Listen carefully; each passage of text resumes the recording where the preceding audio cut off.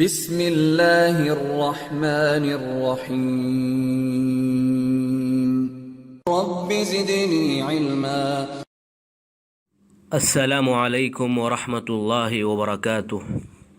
محترم ناظرین، آئیے آج کے اس ویڈیو میں شخصیت نمبر 57 50 پر 7 ہم آج اس ویڈیو میں ملاقات کراتے ہیں ایک ایسی شخصیت سے جن کو علمی دنیا میں امام طحاوی رحمہ اللہ کے نام سے جانا جاتا ہے۔ امام ابو جعفر طحاوی، ابو جعفر کنیت، نام احمد۔ آپ 10 ربیع الاول 253 ہجری میں پیدا ہوئے۔ طحاوی جو کہا جاتا ہے یہ اصل میں گاؤں کا نام ہے طحا، تو اسی کی طرف نسبت ہے طحاوی۔ امام ابو جعفر طحاوی رحمہ اللہ، آپ کے اساتذہ کی اگر ہم بات کریں تو آپ کے اساتذہ مصر، یمن، کوفہ، بصرہ، حجاز، شام، خراسان اور مغرب وغیرہ مختلف اسلامی ملکوں کے ارباب کمال اساتذہ موجود ہیں۔ اس سے قیاس ہوتا ہے کہ آپ نے ان میں سے اکثر مقامات کی طرف سفر کیا ہوگا۔ آپ کے شوق و جستجو کا حال یہ تھا کہ جب کوئی محدث یا صاحب کمال مصر آتے تو ان کی خدمت میں حاضر ہو کر استفادہ کی کوشش کرتے۔ امام ابن یونس صاحب تاریخ کا بیان ہے کہ امام طحاوی رحمہ اللہ ثقہ، ثابت اور صاحب عقل و فراست تھے۔ مسلمہ بن قاسم فرماتے ہیں کہ وہ ثقہ اور نہایت جلیل القدر تھے۔ علامہ ابن کثیر رحمہ اللہ فرماتے ہیں ثقہ و ثابت اور ماہر حفاظ حدیث میں ایک امام طحاوی رحمہ اللہ بھی ہیں۔ بدر الدین عینی رحمہ اللہ فرماتے ہیں کہ ان کی ثقافت، دیانت، امانت اور فضیلت پر سب کا اتفاق ہے۔ صاحب مرآت الزماں تحریر فرماتے ہیں کہ لوگ آپ کے علم و فضل کی طرح آپ کے صدق و ثقافت کے بھی معترف ہیں۔ تمام اکابر علماء و محدثین ان کے علمی کمالات کے معترف تھے۔ مؤرخین کا بیان ہے کہ آپ کے بعد آپ کا کوئی ہمسر اور جانشین پیدا نہیں ہو سکا۔ ابن ندیم فرماتے ہیں کہ وہ علم و فضل میں بے مثال اور اقتائے روزگار تھے۔ علامہ عینی کہتے ہیں کہ جن محدثین اور مؤرخین نے آپ کا تذکرہ کیا ہے وہ سب آپ کی مدح و توصیف میں متفق ہیں۔ متقدمین میں طبرانی، خطیب، حمیدی اور متاخرین میں حافظ مزی، ابن کثیر اور ذہبی رحمہ اللہ ان کے کمال کا اعتراف کیے ہیں۔ حقیقت یہ ہے کہ کوئی واقف کار اور منصف مزاج شخص آپ کے لیے علم و فضل اور اوصاف و کمالات کا منکر نہیں ہو سکتا۔ حضرت شاہ عبدالعزیز صاحب تحریر فرماتے ہیں کہ آپ کی تصنیفات آپ کی وسعت نظر اور علمی تبحر پر شاہد ہیں۔ امام طحاوی رحمہ اللہ کو جملہ اسلامی علوم اور ان کے متعلقات میں مہارت حاصل تھی۔ مؤرخین اور علماء سیر نے تفسیر، کلام، عربیت، ادب، لغت، نحو اور انساب وغیرہ میں آپ کی ظرف نگاہی کا ذکر کیا ہے۔ ان میں سے بعض علوم میں آپ نے مستقل کتابیں لکھیں اور آپ کی فقہی و حدیثی کتابوں میں بھی ان علوم پر بحثیں ہیں۔ حدیث، فقہ اور اصول و شروط کے خاص طور پر بڑے ماہر تھے۔ حافظ ابن کثیر رحمہ اللہ لکھتے ہیں کہ آپ نے شروط میں کتاب لکھی اور اس فن میں ممتاز و ماہر تھے۔ زہد و اتقاء میں بھی آپ کا درجہ نہایت بلند اور عظیم تھا۔ ابن ندیم فرماتے ہیں کہ وہ زہد و ورع میں اقتائے زمانہ تھے۔ صاحب مرآت الزماں کا بیان ہے کہ ان کے زہد و تقوی پر لوگوں کا اتفاق ہے۔ علامہ عینی نے ان کی دیانت، ثقافت اور راست بازی وغیرہ کی جانب اشارہ کیا ہے۔ فقہی مسلک: شروع میں وہ شافعی مذہب سے وابستہ تھے، پھر حنفی مذہب اختیار کر لیا اور اس سے ایسا مستحکم تعلق ہوا کہ اس کے اکابر فقہا اور ائمہ مجتہدین میں شمار کیے جاتے ہیں۔ ان کے تمام صوالح نگاروں نے ابن یونس کا یہ بیان نقل کیا ہے کہ مصر میں حنفی مذہب کی ریاست و سیادت ان پر تمام ہو گئی۔ حافظ ذہبی رحمہ اللہ نے ان کو شیخ الحنفیہ لکھا ہے۔ آپ رحمہ اللہ نے اپنی تصنیفات سے اس مذہب کی بڑی اہم خدمات انجام دیں اور اس کی ترویج و اشاعت اور تائید و حمایت میں اپنی عمر صرف کر دی، جس کا اعتراف خود علماء احناف کو بھی ہے۔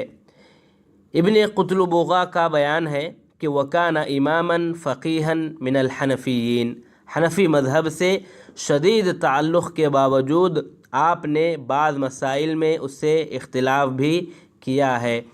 امام طحاوی رحمہ اللہ کے شافعی مسلک چھوڑنے کے متعلق مؤرخین نے یہ واقعہ لکھا ہے کہ ابتدا میں وہ اپنے ماموں اسماعیل بن یحییٰ مزنی کے ساتھ ان کے درس میں، جو امام شافعی رحمہ اللہ کے ممتاز ترین شاگرد اور فقہ شافعی کے بانیوں میں سے تھے، ان کے درس میں شریک ہوتے تھے۔ ایک دن انہوں نے کوئی مسئلہ بیان کیا جس کو طحاوی بار بار سمجھانے کے باوجود بھی نہیں سمجھ سکے۔ اس پر انہوں نے کہا کہ بخدا تم کو کچھ نہیں آ سکتا۔ امام طحاوی اس واقعے سے اتنا متاثر ہوئے کہ مزنی کے درس میں جانا ہی ترک کر دیا اور ابو جعفر احمد کے حلقہ درس میں، جو مصر میں حنفی مذہب کے قاضی تھے، شریک ہونے لگے اور پوری محنت سے فقہ میں مشق اور مہارت حاصل کی اور مختصر تصنیف کر کے اپنے تمام معاصرین پر گوئے سبقت لے گئے۔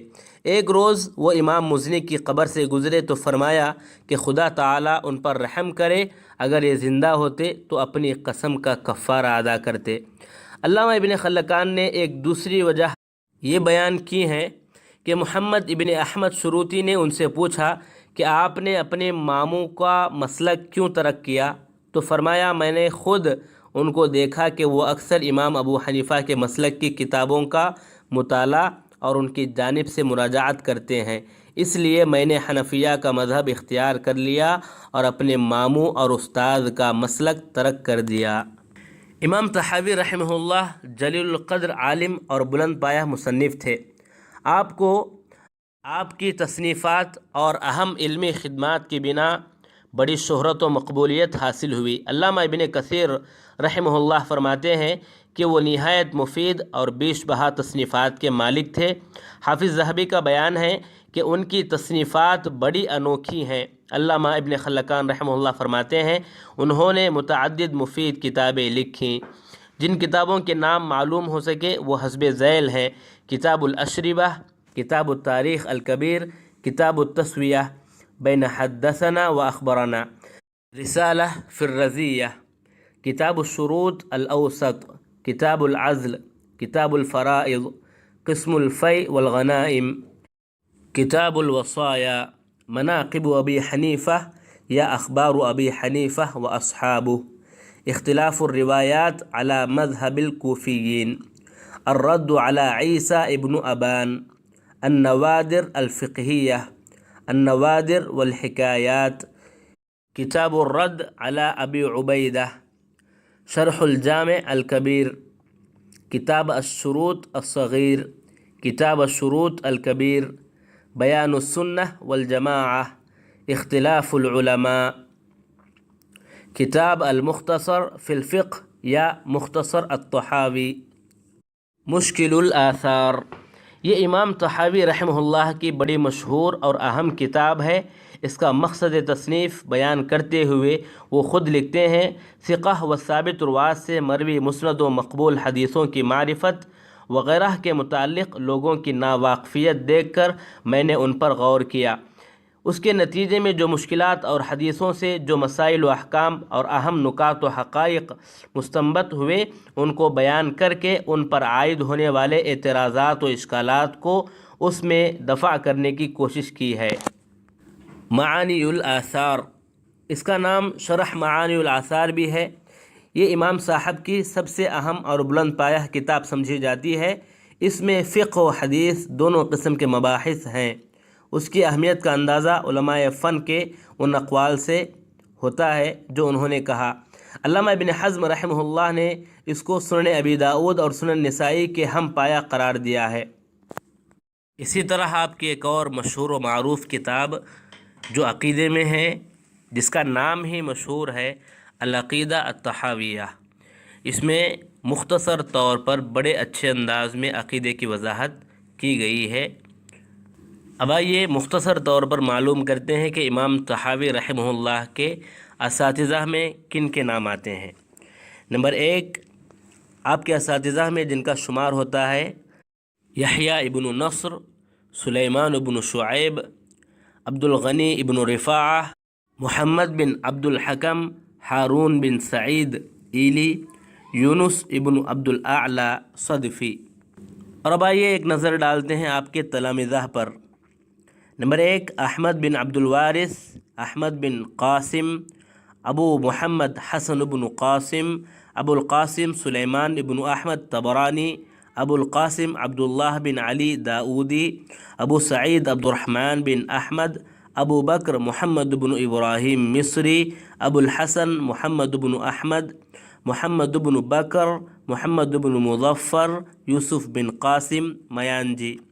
اب آئیے آخری بات کریں، امام طحاوی رحمہ اللہ کا انتقال 321 ہجری میں مصر میں ہوا۔ انا للہ و انا الیہ راجعون۔ اللہ تبارک و تعالی آپ کی خدمات کو قبول فرمائے اور آپ کو جنت الفردوس میں اعلی مقام عطا فرمائے، آمین یا رب العالمین۔